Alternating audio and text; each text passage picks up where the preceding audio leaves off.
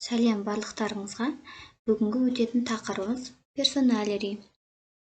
Бұның түбірі person, яғни адам дегенді білдіреді. Персоналери бұл адамның мінез-құлқын, ішкі жан дүниесін білдіреді. Sentimental, яғни сентиментальный.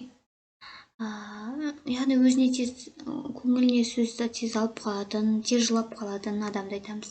Strong, мықты, күшті. Humorous, бұл әзілқой адамды айтамыз. Smart, ақылды.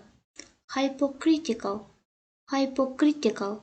бұл өзіне критикасы жоғары, сондай өзіне мін тауып, сенімсіз сондай адамды айтамыз.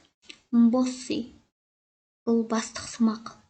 Яғни ол тіпті бастық болмаса да өзін бастық сияқты сезініп, андай адамдар жұмсап, сондай бір адамдар болады ғой, сондай адамдарды айтамыз. Романтичный, романтик адамды айтамыз. Cooperate, бұл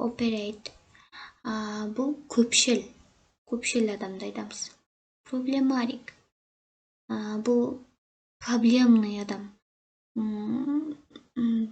Яғни бір кішкентай нәрсе болса да соны проблемаға айналдырып, сондай болады ғой, сондай адамдар. Сондай адамды айтамыз. Two-faced, яғни ол face бұл бет, адамның бет пішінін айтамыз. Бет дегенді білдіреді. Бұл two-faced бұл екі жүзді адамды айтамыз. Motivated,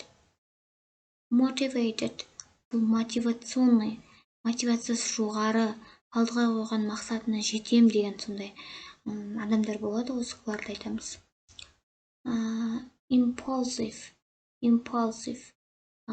бұл ашуланшақ, қызуғанды адамды айтамыз. Lazy, жалқау адам.